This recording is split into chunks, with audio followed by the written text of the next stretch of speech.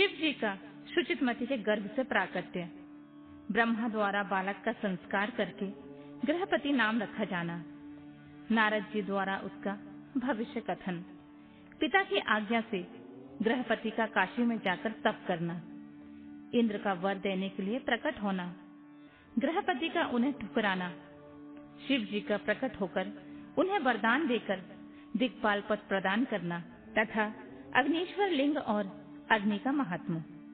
नंदीश्वर कहते हैं, मुने, घर आकर उस ब्राह्मण ने बड़े हर्ष के साथ अपनी पत्नी से सारा वृत्तांत कह सुनाया। उसे सुनकर उनकी पत्नी को महान आनंद प्राप्त हुआ। वह अत्यंत प्रेम पूर्वक अपने भाग्य की सराहना करने लगी। तदनंतर समय आने पर ब्राह्मण द्वारा विधि पूर्वक गर्भाधान कर्म संपन्न किए जाने पर वह नारी गर्भवती हुई। फिर उन विद्वान मुनि ने गर्भ के स्पंदन करने से पूर्व ही पुंसत्व की वृद्धि के लिए गुहा सूत्र में वर्णित विधि के अनुसार सम्यक रूप से पुंसवन संस्कार किया। तत्पश्चात 8वां महीना आने पर कृपालु विश्वानर ने सुख पूर्वक प्रसव होने के अभिलाषा से गर्भ के रूप में समृद्धि करने वाला सीमंत संस्कार संपन्न कराया। तदुपरांत ताराओं के अनुकूल होने पर जब बृहस्पति केंद्रवर्ती हुए और शुभ ग्रहों का योग आया, तब शुभ लग्न में भगवान शंकर, जिनके मुख के कांति पूर्णिमा के चंद्रमा के समान है तथा जो अरिष्ट रूपी दीपक को बुझाने वाले समस्त अरिष्टों के विनाशक और भुव भुवा स्व तीनों लोकों के निवासियों को सब तरह से सुख देने वाले हैं, उस सुचितमती के गर्भ से पुत्र रूप में प्रकट हुए। उस समय गंध को वहन करने वाले वायु के वाहन मेघ दिशा रूपी बंधुओं के मुख पर वस्त्र से बन गए, अर्थात चारों ओर काली घटा उमड़ आई। वे घनघोर बादल उत्तम गंध वाले पुष्प समूहों की वर्षा करने लगे। देवताओं की दुधुम्बियां बजने लगीं। चारों दिशाएं निर्मल हो गईं। प्राणियों के मनों के साथ साथ सरिताओं का जल निर्मल हो गया। प्राणियों की सारी वाणी सर्वथा कल्याणी और प्रियभाषिणी हो उठी। संपूर्ण ऋषि मुनि तथा देवता, यक्ष, किन्नर, विद्याधर आदि मंगल द्रव्य लेकर पधारे। स्वयं ब्रह्मा जी ने नम्रता पूर्वक उसका जात कर्म संस्कार किया और उस बालक के रूप तथा वेद का विचार करके यह निश्चय किया कि इसका नाम गृहपति होना चाहिए। फिर 11वें दिन उन्होंने नामकरण की विधि के अनुसार वेद मंत्रों का उच्चारण करते हुए उसका गृहपति ऐसा नामकरण किया। तत्पश्चात सबके पितामह ब्रह्मा चारों वेदों में कथित आशीर्वादात्मक मंत्रों द्वारा उसका अभिनंदन करके हंस पर आरूढ़ हो अपने लोकों को चले गए। तदनंतर शंकर भी अपने लोक की गति का आश्रय ले उस बालक की उचित रक्षा का विधान करके अपने वाहन पर चढ़कर अपने धाम को पधार गए। इसी प्रकार श्री हरि ने भी अपने लोक की राह ली। इस प्रकार सभी देवता, ऋषि, मुनि आदि भी प्रशंसा करते हुए अपने अपने स्थान को पधार गए। तदनंतर ब्राह्मण देवता ने यथासंभव सब संस्कार करते हुए बालक को वेदा अध्ययन कराया। तत्पश्चात नवा वर्ष आने पर माता पिता की सेवा में तत्पर रहने वाले विश्वानर नंदन गृहपति को देखने के लिए वहां नारद जी पधारे। बालक ने माता पिता सहित नारद जी को प्रणाम किया। फिर नारद जी ने बालक की हस्तरेखा, जिहा, तालु आदि को देखकर कहा, मुनि विश्वानर, मैं तुम्हारे पुत्र के लक्षणों का वर्णन करता हूँ। तुम आदर पूर्वक उसका श्रवण करो। तुम्हारा यह पुत्र परम भाग्यवान है। इसके संपूर्ण अंगों के लक्षण शुभ हैं, किंतु इसके सर्वगुण संपन्न संपूर्ण शुभ लक्षणों से समन्वित और चंद्रमा के समान संपूर्ण निर्मल कलाओं से सुशोभित होने पर भी विधाता इसकी रक्षा करें। इसलिए सब तरह के उपायों द्वारा इस शिशु की रक्षा करनी चाहिए, क्योंकि विधाता के विपरीत होने पर गुण भी दोष हो जाता है। मुझे शंका है कि इसके 12वें वर्ष में इस पर बिजली अथवा अग्नि द्वारा विघ्न आएगा। यूं कहकर नारद जी जैसे आए थे वैसे ही देवलोक को चले गए। सनत कुमार जी नारद जी का कथन सुनकर पत्नी सहित विश्वानर ने समझ लिया यह तो बड़ा भयंकर वज्रपात हुआ। फिर वे हाय मैं मारा गया यूं कहकर छाती पीटने लगे और पुत्र शोक से व्याकुल होकर गहरी मूर्छा में वशीभूत हो गए। उधर सुचितमती भी दुख से पीड़ित हो अत्यंत ऊंचे स्वर में हाहाकार करती हुई धाड़ मारकर रो पड़ी। उसकी सारी इंद्रियां अत्यंत व्याकुल हो उठी। तब पत्नी के आर्तनाद को सुनकर विश्वानर भी मूर्छा त्याग कर उठ बैठे और क्या हुआ क्या हुआ यूं उच्च स्वर में बोलते हुए कहने लगे, गृहपति जो मेरा बाहर विचरने वाला प्राण, मेरी सारी इंद्रियों का स्वामी तथा मेरे अंतरात्मा में निवास करने वाला है, कहाँ है? तब माता पिता को इस प्रकार अत्यंत शोकग्रस्त देखकर शंकर के अंश से उत्पन्न हुआ यह बालक गृहपति मुस्कुराकर बोला, माता जी तथा पिताजी बताइए इस समय आप लोगों के रोने का क्या कारण है? किस लिए आप लोग फूट फूट कर रो रहे हैं? कहाँ से ऐसा भय आप लोगों को प्राप्त हुआ है? यदि मैं आपकी चरण रेणुओं से अपने शरीर की रक्षा कर लूं, तो मुझ पर काल भी अपना प्रभाव नहीं डाल सकता। फिर इस तुच्छ चंचल एवं अल्प बल वाली मृत्यु की तो बात ही क्या। माता पिताजी आप लोग मेरी प्रतिज्ञा सुनिए। यदि मैं आप लोगों का पुत्र हूँ तो ऐसा प्रयत्न करूंगा जिससे मृत्यु भी भयभीत हो जाएगी। मैं सत्पुरुषों को सब कुछ दे डालने वाले सर्वज्ञ महामृत्युंजय की भली भांति आराधना करके महाकाल को भी जीत लूंगा। यह मैं आप लोगों से बिल्कुल सत्य कह रहा हूँ। नंदीश्वर कहते हैं, मुने तब वे दुष्ट दंपति शोक में संतृप्त हो रहे थे। गृहपति के ऐसे वचन को सुनकर अकाल में हुई अमृत की घनघोर वृष्टि के समान थे। सुनकर संताप रहित कहकर यूं कहने लगे, बेटा तू उन शिव के शरण में जा जो ब्रह्मा आदि के भी कर्ता, मेघ वाहन, अपनी महिमा से कभी युत न होने वाले और विश्व की रक्षामणि है। नंदीश्वर कहते हैं, मुने माता पिता की आज्ञा पाकर गृहपति ने उनके चरणों में प्रणाम किया। फिर उनकी प्रदक्षिणा करके और उन्हें बहुत तरह से आश्वासन देकर वे वहां से चल पड़े और उस काशीपुरी में जा पहुंचे जो ब्रह्मा और नारायण आदि देवों के लिए भी दुष्प्राय महाप्रलय के संताप का विनाश करने वाली और विश्वनाथ द्वारा सुरक्षित थी, तथा जो कंठ प्रदेश में हार की तरह पड़ी हुई गंगा से सुशोभित तथा विचित्र गुणशालिनी हर पत्नी के जैसे विभूषित थी। वहां पहुंचकर वे विप्रवर पहले मणिकर्णिका पर गए। वहां उन्होंने विधि पूर्वक स्नान करके भगवान विश्वनाथ का दर्शन किया।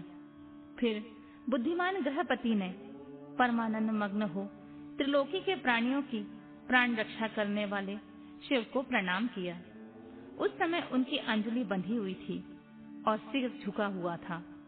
वे बारंबार उस शिवलिंग की ओर देखकर हृदय में हर्षित हो रहे थे और यह सोच रहे थे कि यह लिंग निसंदेह स्पष्ट रूप से आनंद कंद ही है।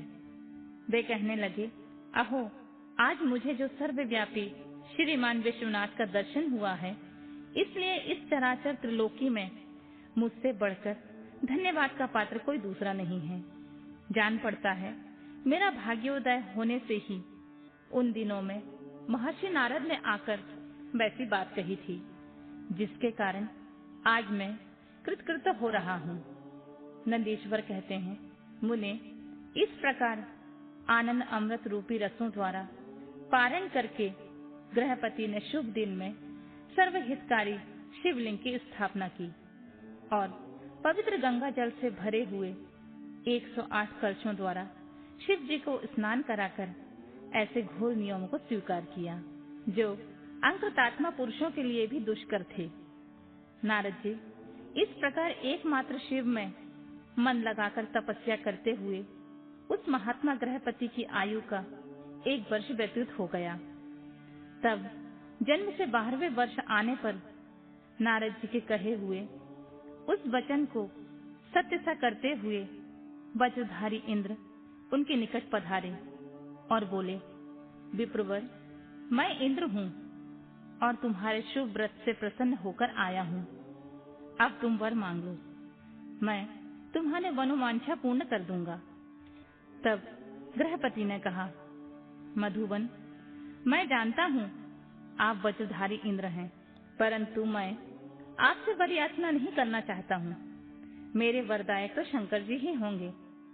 इंद्र बोले, शिष्यो, शंकर मुझसे भिन्न थोड़ी ही हैं। अरे मैं देवराज हूँ, अतः तुम अपनी मूर्खता का परित्याग करके वर मांग लो, देर मत करो।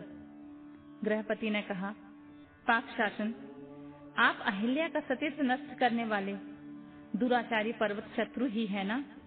आप जाइए, क्योंकि मैं पशुपति के अतिरिक्त किसी अन्य देव के सामने स्पष्ट रूप से प्रार्थना नहीं करना चाहता। नंदीश्वर कहते हैं, मुने, गृहपति के उस वचन को सुनकर इंद्र के नेत्र क्रोध से लाल हो गए। वे अपने भयंकर वज्र को उठाकर उस बालक को डराने धमकाने लगे। तब बिजली की ज्वालाओं से व्याप्त उस वज्र को देखकर बालक गृहपति को नारद जी के वाक्य स्मरण हो आए। फिर तो वे भय से व्याकुल होकर मूर्छित हो गए। तदनंतर अज्ञान अंधकार को दूर भगाने वाले गौरीपति शंभु वहां प्रकट हो गए और अपने हस्त स्पर्श से उसे जीवन दान देते हुए बोले, वत्स, उठ उठ, तेरा कल्याण हो। तब रात्रि के समय मूंदे हुए कमल की तरह उनके नेत्र कमल खुल गए और उसने उठकर अपने सामने सैकड़ों सूर्यों से भी अधिक प्रकाशमान शंभु को उपस्थित देखा। उनके ललाट में तीसरा नेत्र चमक रहा था, गले में नीला चिन्ह था, ध्वजा पर वृषभ का स्वरूप दिख रहा था, वाम अंग में गिरजा देवी विराजमान थी, मस्तक पर चंद्रमा सुशोभित था, बड़ी बड़ी जटाओं से उनकी अद्भुत शोभा हो रही थी। वे अपने आयु त्रिशूल और आजगब धनुष धारण किए हुए थे। कपूर के समान गौण वर्ण का शरीर अपनी प्रभा बिखेर रहा था। वे गज चर्म लपेटे हुए थे। उन्हें देखकर शास्त्र कथित लक्षणों तथा गुरु वचनों से जब गृहपति ने समझ लिया कि ये महादेव ही हैं, तब हर्ष के मारे उनके नेत्रों से आंसू छलक गए, गला रुंध गया और शरीर रोमांचित हो उठा। वे क्षण मस्तक अपने आप को भूलकर चित्रकूट एवं त्रिपुत्रक पर्वत की भांति निश्चल खड़े रह गए। जब वे स्तवन करने लगे, नमस्कार करने अथवा कुछ भी करने में समर्थ न हो सके, तब शिवजी मुस्कुराकर बोले, गृहपते, जान पड़ता है तुम वज्रधारी इंद्र से डर गए हो। बस तुम भयभीत मत हो, क्योंकि मेरे भक्त पर इंद्र और वज्र की कौन कहे, यमराज भी अपना प्रभाव नहीं डाल सकते। यह तो मैंने तुम्हारी परीक्षा ली है और मैंने ही तुम्हें इंद्र रूप धारण करके डराया है। भद्र, अब तुम्हें वर देता हूँ, आज से तुम अग्निपथ के भागी होगे। तुम समस्त देवताओं के लिए वरदाता बनोगे। अग्नि, तुम समस्त प्राणियों के अंदर जठार अग्नि के रूप में विचरण करोगे। तुम्हें दिक्पाल रूप से धर्मराज और इंद्र के मध्य में राज्य की प्राप्ति होगी। तुम्हारे द्वारा स्थापित यह शिवलिंग तुम्हारे नाम पर अग्नीश्वर नाम से प्रसिद्ध होगा। यह सब प्रकार के तेजों की वृद्धि करने वाला होगा। जो लोग इस अग्नीश्वर लिंग के भक्त होंगे, उन्हें बिजली और अग्नि का भय नहीं रह जाएगा। अग्निमांध नामक रोग नहीं होगा, ना कभी उनकी अकाल मृत्यु होगी। काशीपुरी में स्थित संपूर्ण समृद्धियों के प्रदाता अग्नीश्वर की भली भांति अर्चना करने वाला भक्त यदि प्रारब्धवश किसी अन्य स्थान में भी मृत्यु को प्राप्त होगा, तो भी वह बाह्य लोक में प्रतिष्ठित होगा।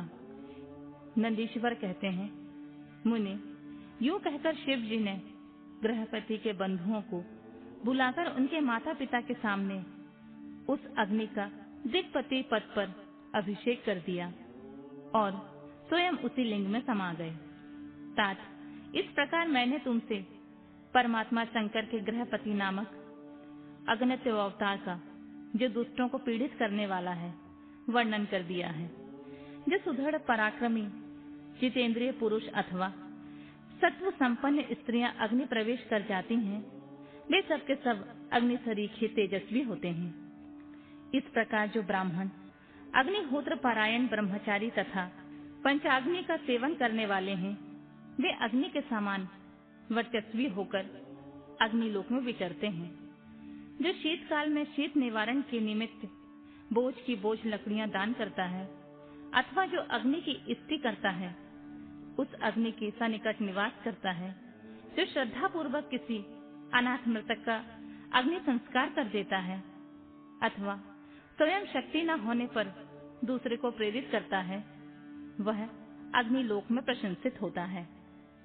दुजातियों के लिए परम कल्याणकारक एक अग्नि ही है।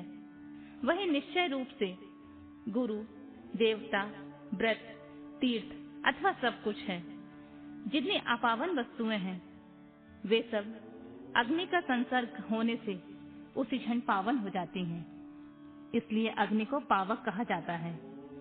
जो सृष्टि रचने वाली, पालन करने वाली और संहार करने वाली है, भला इसके बिना कौन सी वस्तु दृष्टिगोचर हो सकती है।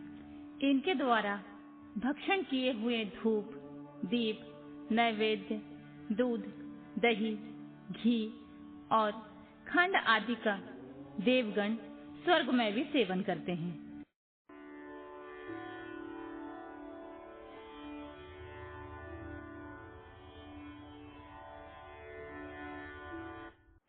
शिव जी के महाकाल आदि 10 अवतारों का तथा 11 रुद्र अवतारों का वर्णन। तदनंतर यक्षेश्वर अवतार की बात कहकर नंदीश्वर ने कहा, मुने, अब शंकर जी के उपासना कांड द्वारा सेवित महाकाल आदि 10 अवतारों का वर्णन भक्ति पूर्वक श्रवण करो। उनमें पहला अवतार महाकाल नाम से प्रसिद्ध है, जो सत्पुरुषों को भोग और मोक्ष प्रदान करने वाला है। उस अवतार की शक्ति भक्तों की मनोवांछा पूर्ण करने वाली महाकाली है। दूसरा तार नामक अवतार हुआ, जिसकी शक्ति तारा देवी हुई। वे दोनों भुक्ति मुक्ति के प्रदाता तथा अपने सेवकों के लिए सुखदायक हैं। बाल भुवनेश नाम से तीसरा अवतार हुआ।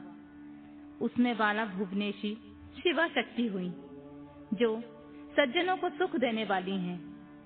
चौथा भक्तों के लिए सुखद तथा भोग मोक्ष प्रदायक षोडश श्री विद्येश नामक अवतार हुआ और षोडशी श्री विद्या शिवा उसकी शक्ति हुई। पांचवा अवतार भैरव नाम से प्रसिद्ध हुआ, जो सर्वदा भक्तों की कामनाओं को पूर्ण करने वाला है। इस अवतार की शक्ति का नाम है भैरवी गिरजा, जो अपने उपासकों की अभीष्टदायिनी है। छठा शिवा अवतार छिन्न मस्तक नाम से कहा जाता है और भक्त कामप्रदा गिरजा का नाम छिन्न मस्ता है। संपूर्ण मनोरथों के दाता शंभु का 7वां अवतार धूमवान नाम से विख्यात हुआ। उस अवतार में श्रेष्ठ उपासकों की लालसा पूर्ण करने वाली शिवा धूमावती हुई। शिवा का 8वां सुखदायक अवतार बगलामुख है। उसकी शक्ति महान आनंददायिनी बगलामुखी नाम से विख्यात हुई। 9वां शिवा अवतार मातंग नाम से कहा जाता है। उस समय संपूर्ण अभिलाषाओं को पूर्ण करने वाली सर्वाणी मातंगी हुई। शंभु के भुक्ति मुक्ति रूप फल प्रदान करने वाले 10वें अवतार का नाम कमल है, जिसमें अपने भक्तों के सर्वथा पालन करने वाली गिरजा कमला कहलाई। ये ही शिव जी के 10 अवतार हैं। ये सब के सब भक्तों तथा सत्पुरुषों के लिए सुखदायक और भोग मोक्ष के प्रदाता हैं। जो लोग महात्मा शंकर के इन 10 अवतारों की निर्विकार भाव से सेवा करते हैं, उन्हें ये नित्य नाना प्रकार के सुख देते रहते हैं। मुने, इस प्रकार मैंने 10 अवतारों का महत्व वर्णन कर दिया। तंत्र शास्त्र में तो यह सर्व काम प्रद बतलाया गया है। मुने, इन शक्तियों की भी अद्भुत महिमा है। तंत्र आदि शास्त्रों में इस महिमा का सर्व कामप्रद रूप से वर्णन किया गया है। ये नित्य दुष्टों को दंड देने वाली और ब्रह्म तेज की विशेष रूप से वृद्धि करने वाली हैं। ब्राह्मण, इस प्रकार मैंने तुमसे महेश्वर के महाकाल आदि 10 शुभ अवतारों का शक्ति सहित वर्णन कर दिया। जो मनुष्य समस्त शिव पर्वों के अवसर पर इस परम पावन कथा का भक्ति पूर्वक पाठ करता है, वह शिव जी का परम प्यारा हो जाता है। इस आख्यान का पाठ करने से ब्राह्मण के ब्रह्म तेज की वृद्धि होती है, क्षत्रिय विजय लाभ करता है, वैश्य धनपति हो जाता है, शूद्र को सुख की प्राप्ति होती है। शिव भक्तों को यह चरित्र सुनने से सुख प्राप्त होता है और उनकी शिव भक्ति विशेष रूप से बढ़ जाती है। मुने, अब मैं शंकर जी के एक 10 श्रेष्ठ अवतारों का वर्णन करता हूँ। सुनो, उन्हें श्रवण करने से असत्यादि जनित बाधा पीड़ा नहीं पहुंचा सकती।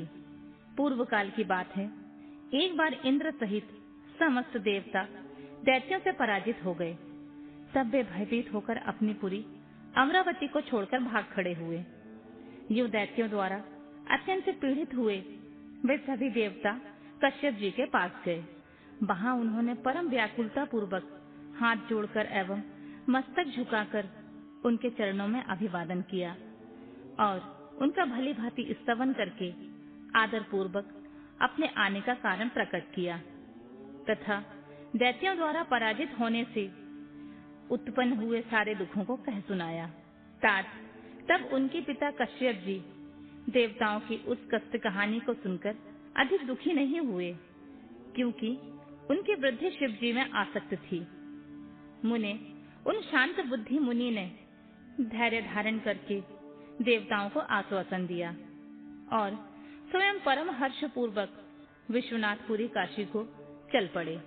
वहां पहुंचकर उन्होंने गंगा जी के जल में स्नान करके अपना नित्य नियम पूरा किया और फिर आदर पूर्वक उमा सहित सर्वेश्वर भगवान विश्वनाथ की भली भांति अर्चना की।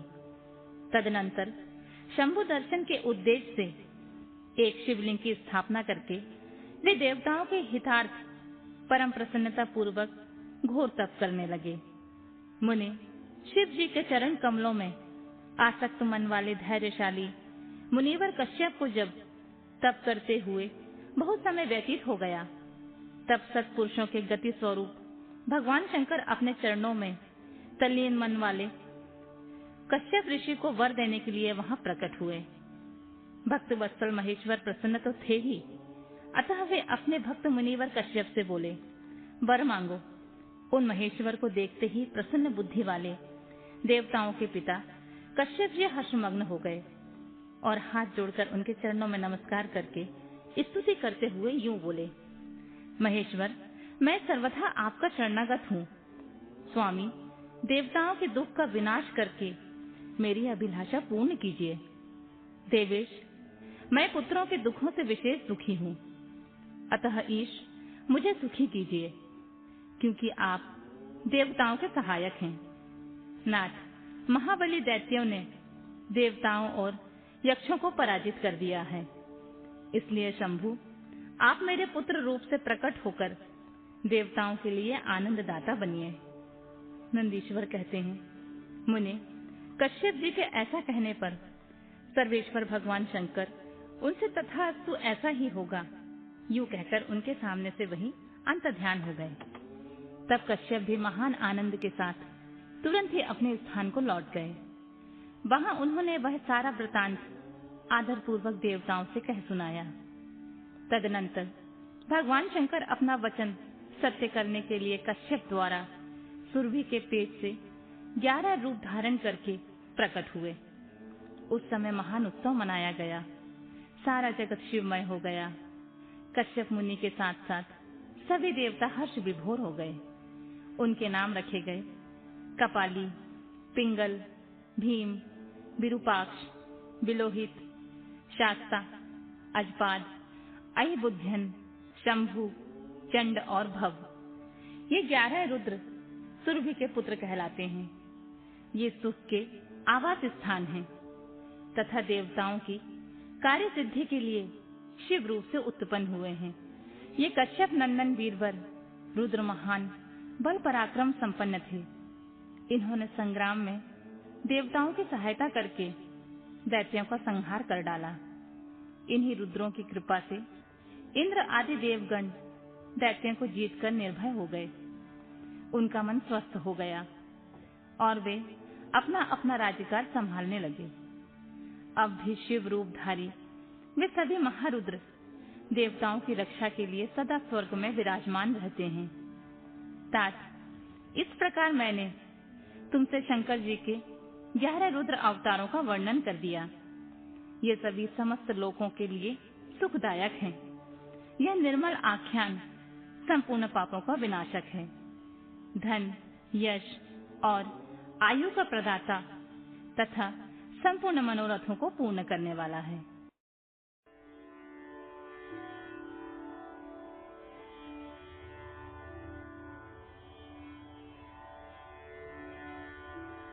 शिव जी के दुर्वासा अवतार तथा हनुमद अवतार का वर्णन। नंदीश्वर कहते हैं, महामुनि, अब शंभु के दूसरे चरित्र को सुनिए, जिसमें शंकर जी धर्म के लिए दुर्वासा होकर प्रकट हुए थे। प्रेम पूर्वक श्रवण करो। अनुसुईया के पति ब्रह्मा बेटा तपस्वी अत्रि ने ब्रह्मा जी के निर्देशानुसार पत्नी सहित ऋक्ष कुल पर्वत पर जाकर पुत्र कामना से घोर तप किया। उनके तप से प्रसन्न होकर ब्रह्मा, विष्णु और महेश्वर तीनों उनके आश्रम पर गए। उन्होंने कहा कि हम तीनों संसार के ईश्वर हैं।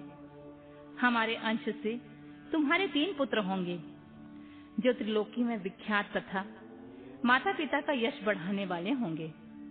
यूं कहकर वे चले गए। ब्रह्मा जी के अंश से चंद्रमा हुए, जो देवताओं के समुद्र में डाले जाने पर समुद्र से प्रकट हुए थे। विष्णु के अंश से श्रेष्ठ संन्यास पद्धति को प्रचलित करने वाले दत्त उत्पन्न हुए और रुद्र के अंश से मुनिवर दुर्वासा ने जन्म लिया।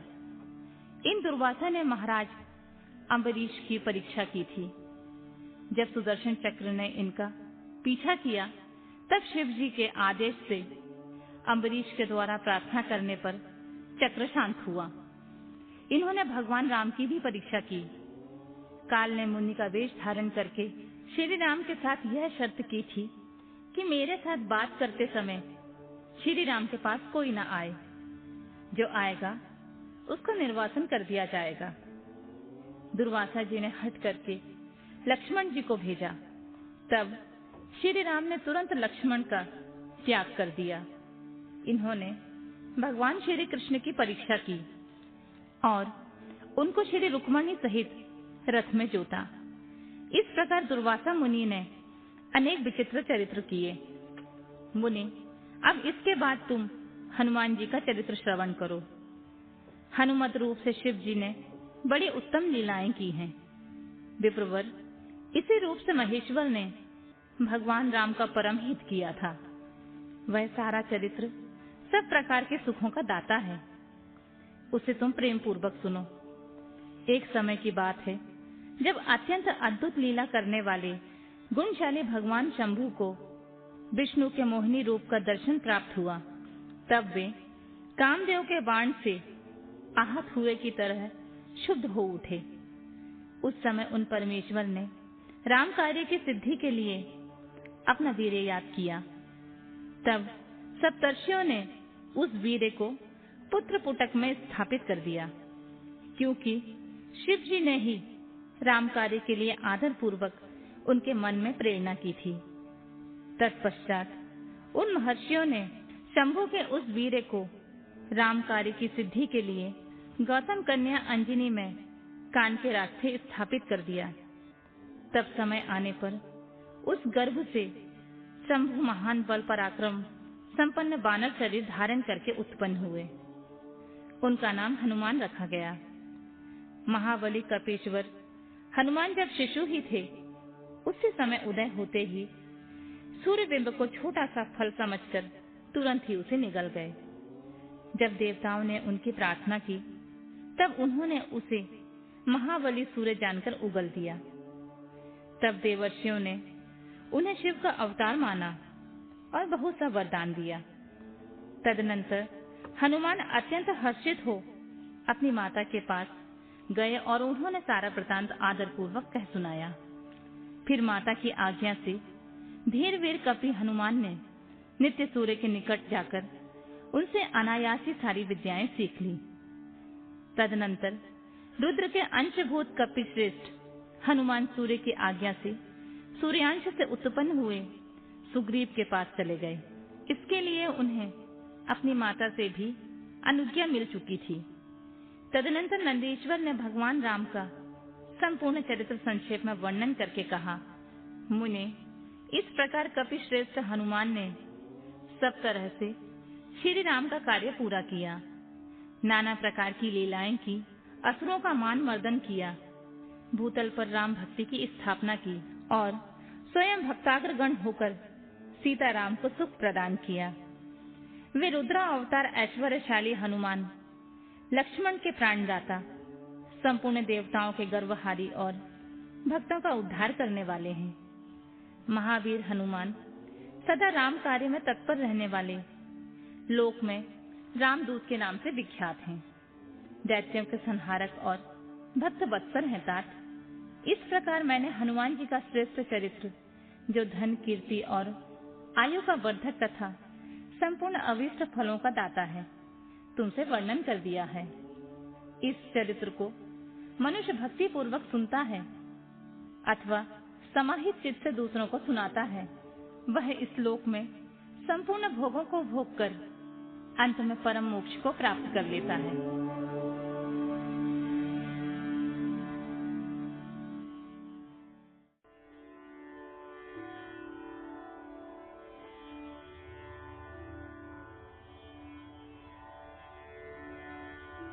शिव जी के पिपलाद अवतार के प्रसंग में देवताओं की दधीच मुनि से अस्थि याचना, दधीच का शरीर त्याग, वज्र निर्माण तथा उसके द्वारा वृतासुर का वध, सुवर्चा का देवताओं को शाप, पिपलाद का जन्म और उनका विस्तृत वृतांत।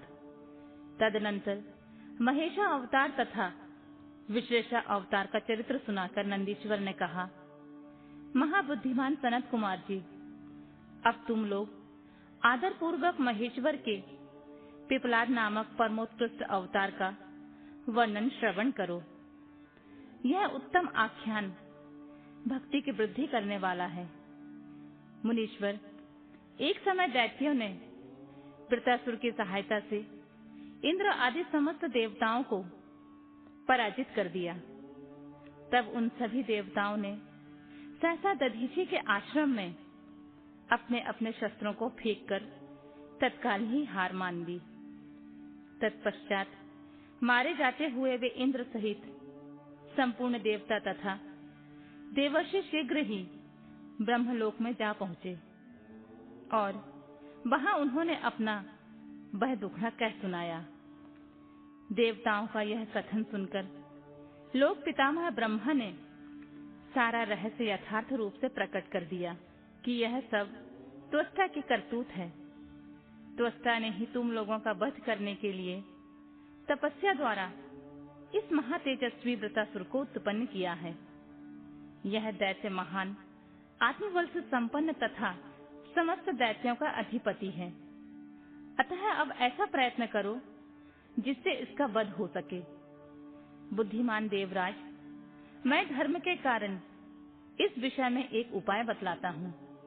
सुनो, जो दधीची नाम वाले महामुनि हैं, वे तपस्वी और जितेंद्रिय हैं।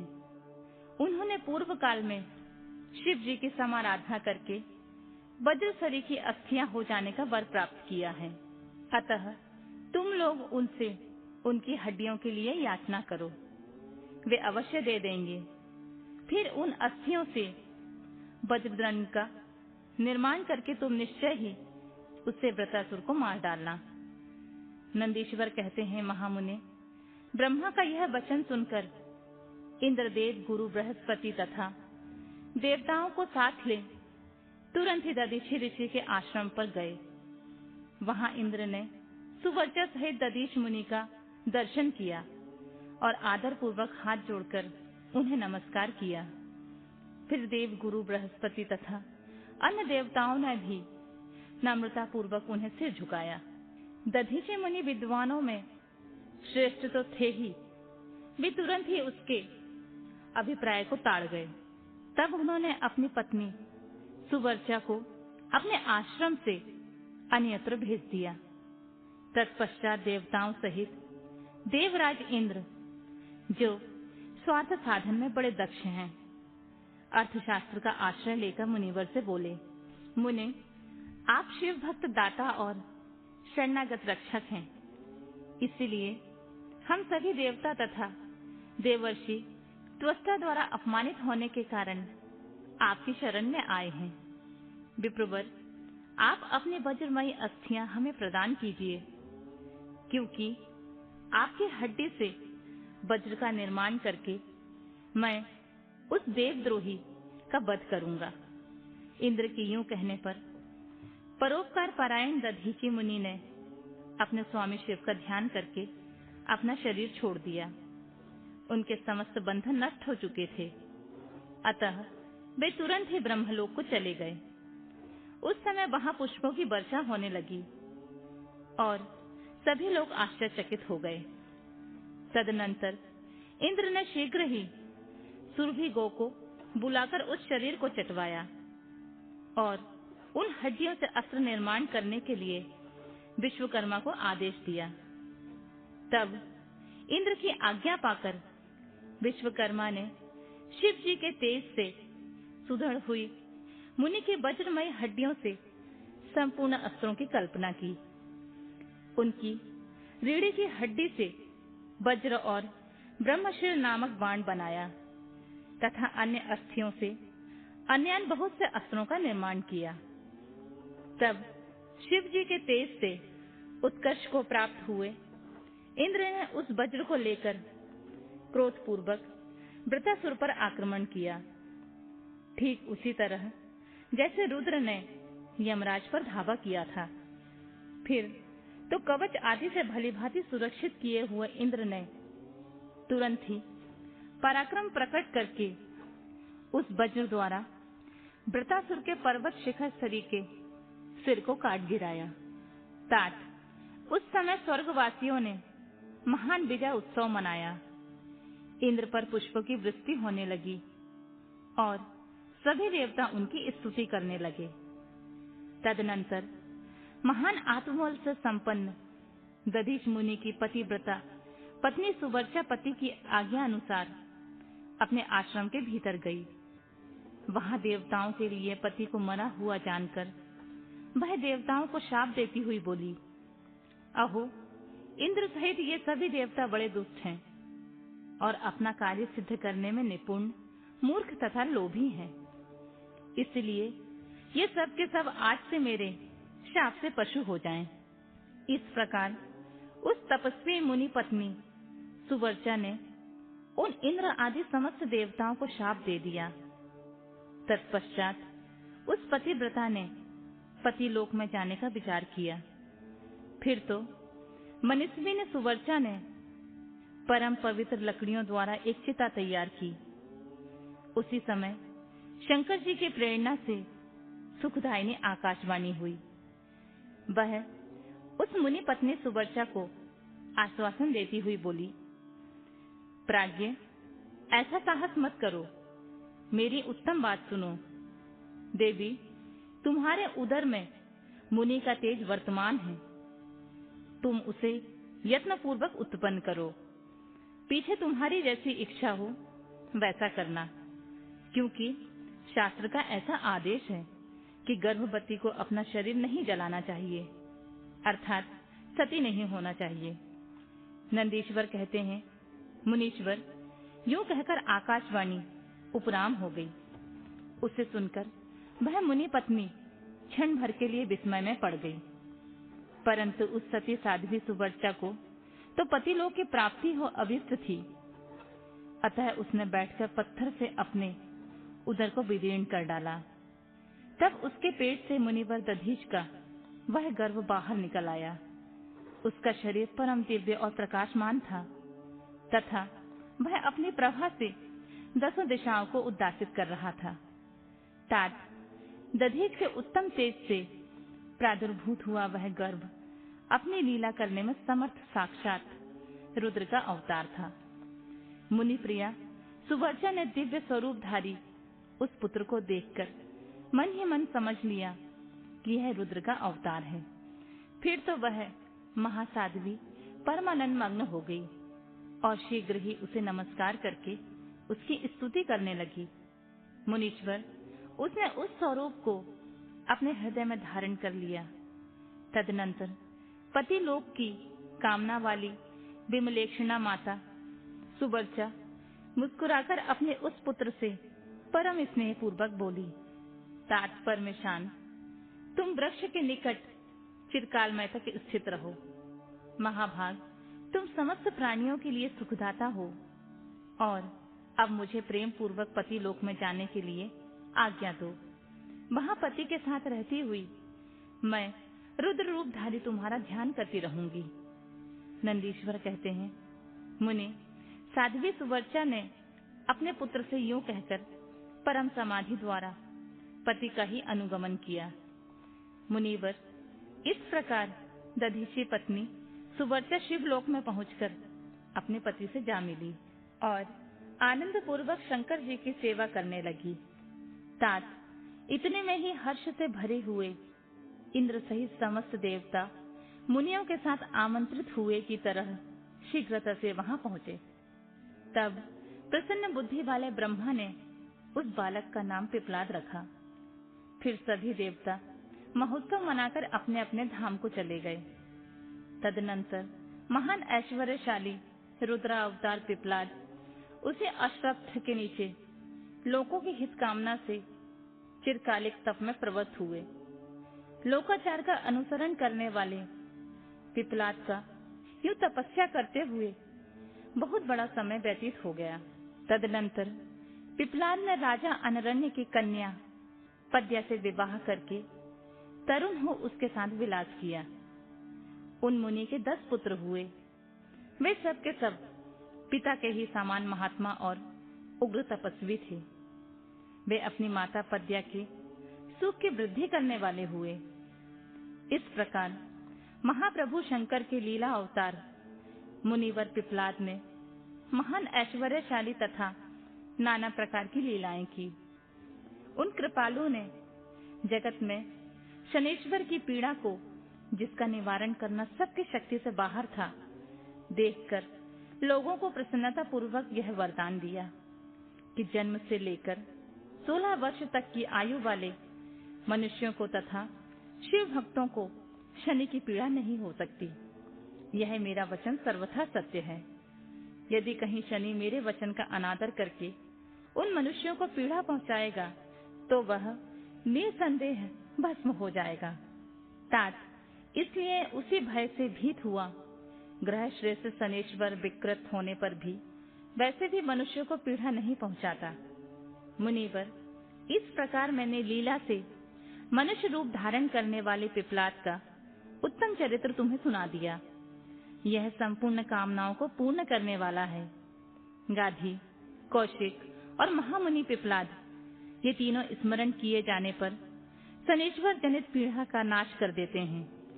वे मुनिवर दधीची, जो परम ज्ञानी सत्पुरुषों के प्रिय तथा महान शिव भक्त थे, धन्य हैं जिनके यहाँ स्वयं आत्मज्ञानी महेश्वर पिपलाद नामक पुत्र होकर उत्पन्न हुए।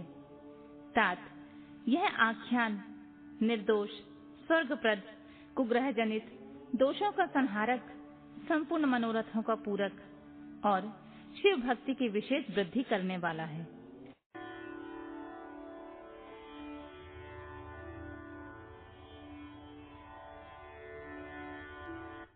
भगवान शिव के दुजेश्वर अवतार की कथा, राजा भद्रायु तथा रानी कीर्ति मालिनी की धार्मिक दृढ़ता की परीक्षा।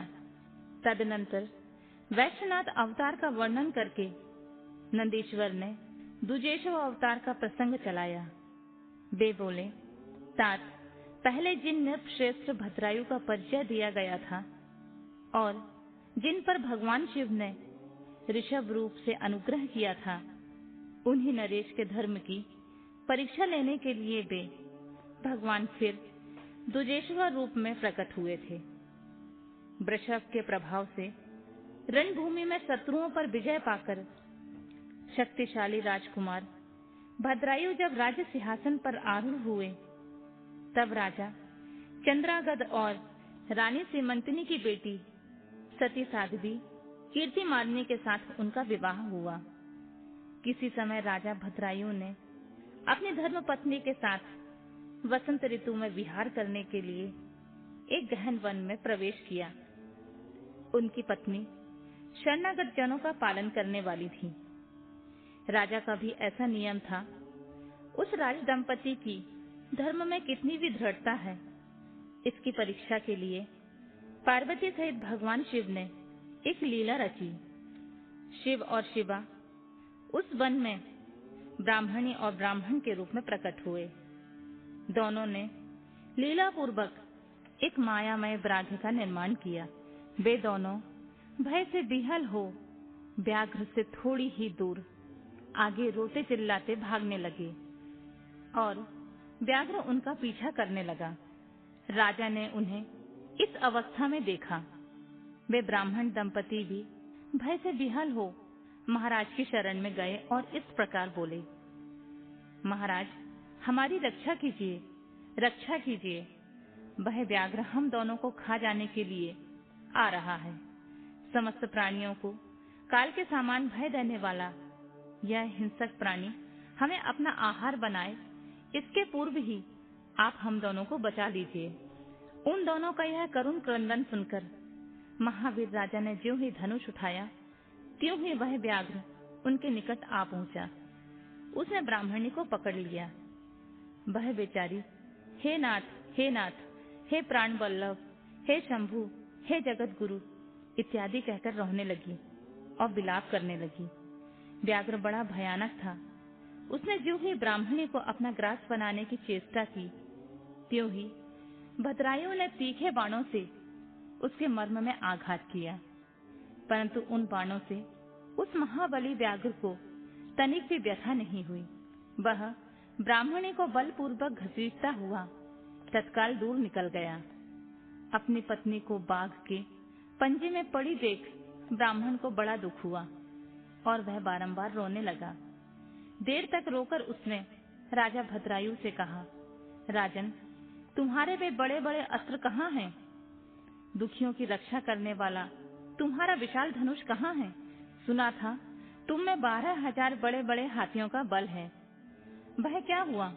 तुम्हारे शंख, खड़ग तथा मंत्रास्त्र विद्या से क्या लाभ हुआ?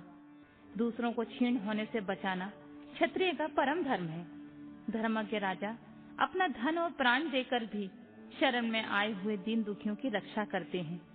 जो प्राणियों की प्राण रक्षा नहीं कर सकते, ऐसे लोगों के लिए तो जीने की अपेक्षा मर जाना ही अच्छा है। इस प्रकार ब्राह्मण का विलाप और उसके मुख से अपने पराक्रम की निंदा सुनकर राजा ने शोक से मन ही मन इस प्रकार विचार किया, अहो, आज भाग्य के उलट फेर से मेरा पराक्रम नष्ट हुआ है, मेरे धर्म का भी नाश हो गया है। अतः अब मेरी संपदा, राज्य और आयु का भी निश्चय ही नाश हो जाएगा।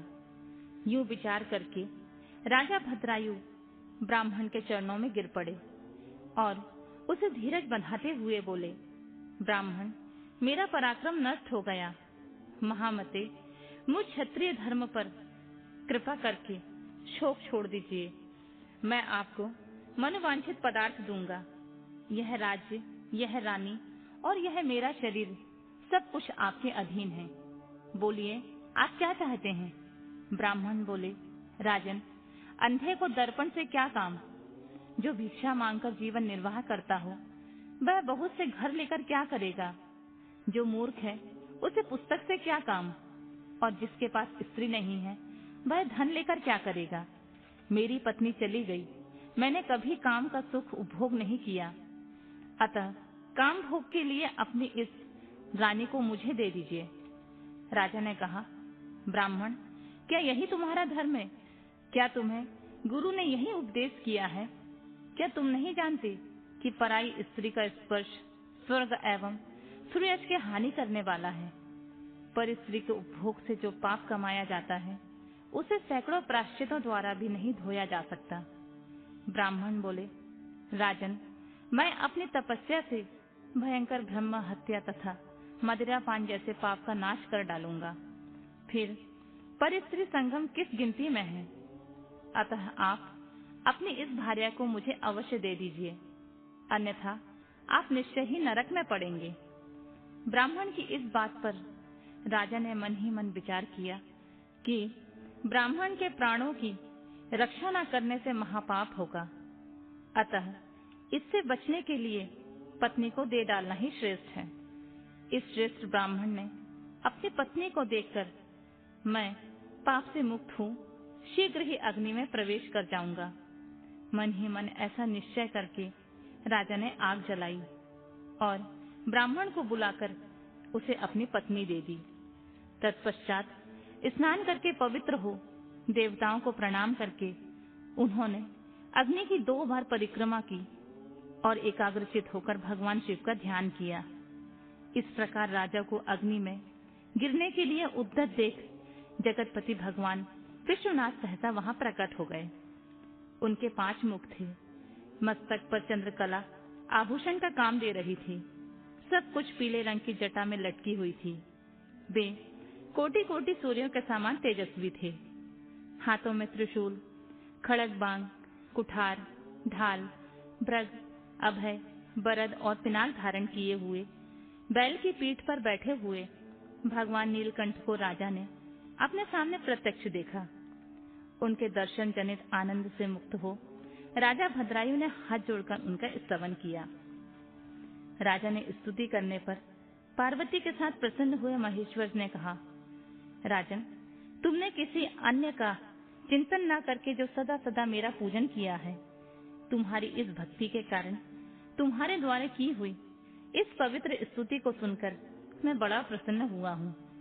तुम्हारे भक्ति भाव की परीक्षा के लिए मैं स्वयं ब्राह्मण बनकर आया था, जिसे व्याघ्र ने ग्रस लिया था। वह ब्राह्मणी और कोई नहीं, ये गिरजा नंदिनी उमा देवी ही थी। तुम्हारे बाण मारने से ही शरीर में चोट नहीं पहुंची, यह व्याघ्र माया निर्मित था। तुम्हारे धैर्य को देखने के लिए ही मैंने तुम्हारी पत्नी को मांगा था। इस कीर्ति मालिनी की और तुम्हारी भक्ति से मैं संतुष्ट हूँ। तुम कोई दुर्लभ वर मांगो, मैं उसे अवश्य दूंगा। राजा बोले, देव, आप साक्षात परमेश्वर हैं।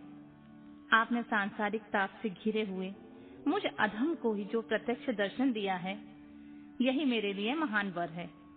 देव, आप वरदाताओं में श्रेष्ठ हैं। आपसे मैं दूसरा कोई वर नहीं मांगता।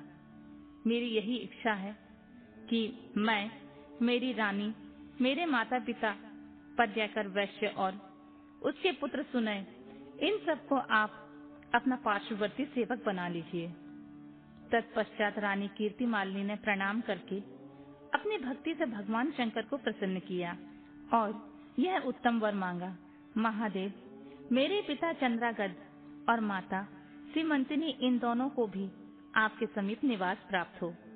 भक्त वत्सल भगवान शंकर ने प्रसन्न होकर एवं अस्तु कहा और उन दोनों पति पत्नी को इच्छा अनुसार वर देकर वे क्षण भर में अंत ध्यान हो गए। इधर राजा ने कीर्ति मालिनी के साथ प्रिय विषयों का उपभोग किया और 10,000 वर्षों तक राज्य करने के पश्चात अपने पुत्रों को राज्य देकर उन्होंने शिव जी को परम पद को प्राप्त किया।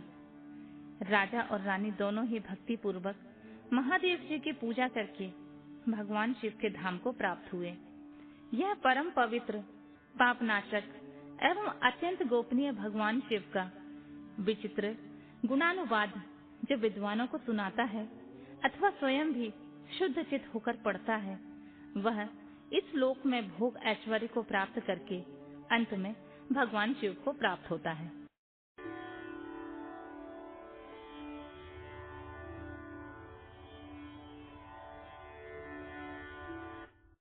भगवान शिव का यतिनाथ एवं हंस नामक अवतार। नंदीश्वर कहते हैं, मुनि, अब मैं परमात्मा शिव के यतिनाथ नामक अवतार का वर्णन करता हूँ।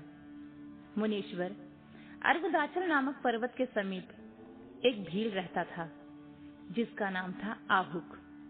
उसकी पत्नी को लोग आहुका कहते थे। वह उत्तम व्रत का पालन करने वाली थी। वे दोनों पति पत्नी महान शिव भक्त थे और शिव की आराधना पूजा में लगे रहते थे। एक दिन वह शिव भक्त भील अपनी पत्नी के लिए आहार की खोज करने के निमित्त जंगल में बहुत दूर चला गया। इसी समय संध्या काल में भील की परीक्षा लेने के लिए भगवान शंकर सन्यासी का रूप धारण करके घर आए।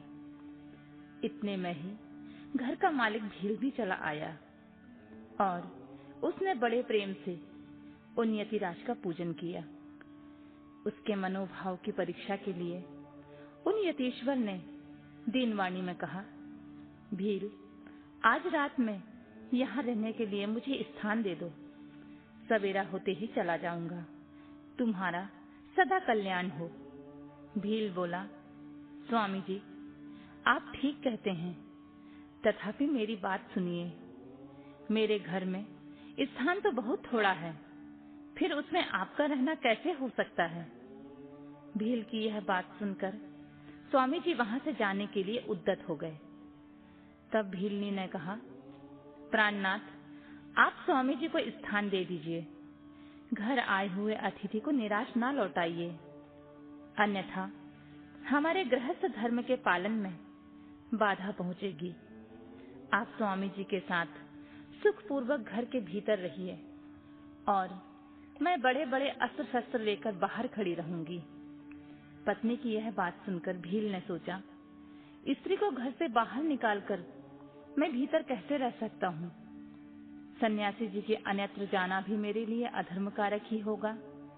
ये दोनों ही कार्य एक गृहस्थ के लिए सर्वथा अनुचित हैं। अतः मुझे ही घर के बाहर रहना चाहिए। जो होनहार होगी वह तो होकर ही रहेगी। ऐसा सोच आग्रह करके उसने स्त्री को और सन्यासी जी को सानंद घर के भीतर रख दिया और स्वयं वह भील अपने आयुध पास रखकर घर के बाहर खड़ा हो गया। रात में जंगली क्रूर और हिंसक पशुओं ने उसे पीड़ा देने लगे। उसने भी यथाशक्ति उनसे बचने के लिए महान यत्न किया। इस तरह यत्न करता हुआ वह भील बलवान होकर भी प्रारब्ध प्रेरित हिंसक पशुओं द्वारा बलपूर्वक खा लिया गया। प्रातःकाल उठकर जब यति ने देखा कि हिंसक पशुओं ने वनवासी भील को खा डाला है, तब उन्हें बड़ा दुख हुआ। सन्यासी को दुखी देख भीलनी ने दुख से व्याकुल होने पर भी धैर्यपूर्वक उस दुख को दबाकर यूं बोली, स्वामी जी, आप दुखी किस लिए हो रहे हैं? इन भील राज का तो इस समय कल्याण ही हुआ है। ये धन्य और कृतार्थ हो गए हैं जो इन्हें ऐसी मृत्यु प्राप्त हुई है। मैं चिता की आग में जलकर इनका अनुसरण करूंगी। आप प्रसन्नता पूर्वक मेरे लिए एक चिता तैयार कर दें, क्योंकि स्वामी का अनुसरण करना ही स्त्रियों के लिए सनातन धर्म है। उसकी बात सुनकर सन्यासी जी ने स्वयं चिता तैयार की और भीलनी ने अपने धर्म के अनुसार उसमें प्रवेश किया। इसी समय भगवान शंकर अपने साक्षात स्वरूप से उसके सामने प्रकट हो गए और उसकी प्रशंसा करते हुए बोले, तुम धन्य हो, मैं तुम पर प्रसन्न हूँ। तुम इच्छा अनुसार वर मांगो, मुझे तुम्हारे लिए कुछ भी अदेय नहीं है। भगवान शंकर का यह परमानंददायक वचन सुनकर भीलनी को बड़ा सुख मिला। ऐसे भाव विभोर हो गई कि उसे किसी भी बात की सुध नहीं रही। उसकी उस अवस्था को लक्ष्य करके भगवान शंकर और भी प्रसन्न हुए और उसके ना मांगने पर भी उसे वर देते हुए बोले, मेरा जो यति रूप है यह भावी जन्म में हंस रूप में प्रकट होगा और प्रसन्नता पूर्वक तुम दोनों का परस्पर संयोग कराएगा। यह भील निषद देश की उत्तम राजधानी में राजा वीरसेन का श्रेष्ठ पुत्र होगा। उस समय नल के नाम से इसकी ख्याति होगी और तुम विदर्भ नगर में भीमराज की पुत्री दमयंती होगी। तुम दोनों मिलकर राजभोग भोगने के पश्चात वह मोक्ष प्राप्त करोगे जो बड़े बड़े योगीश्वरों के लिए भी दुर्लभ है। नंदीश्वर कहते हैं, मुनि, ऐसा कहकर भगवान शिव उस समय लिंग रूप में स्थित हो गए। वह भील अपने धर्म से विचलित नहीं हुआ था, अतः उसी के नाम पर उस लिंग को अचलेश नामक संज्ञा दी गई। दूसरे जन्म में वह आहुक नामक भील नैषद नगर में वीरसेन के पुत्र हो महाराज नल के नाम से विख्यात हुआ और आहुका नाम की भीलनी विदर्भ नगर में राजा भीम की पुत्री दमयंती हुई। और वे यतिनाथ शिव जहाँ हंस रूप में प्रकट हुए, उन्होंने दमयंती का नल के साथ विवाह कराया। पूर्व जन्म में सत्कार जनित पुण्य से प्रसन्न हो भगवान शिव ने हंस का रूप धारण करके उन दोनों को सुख दिया। हंस अवतारधारी शिव भांति भांति की बातें करने और संदेश पहुंचाने में कुशल थे। वे नल और दमयंती दोनों के लिए परमानंददायक हुए।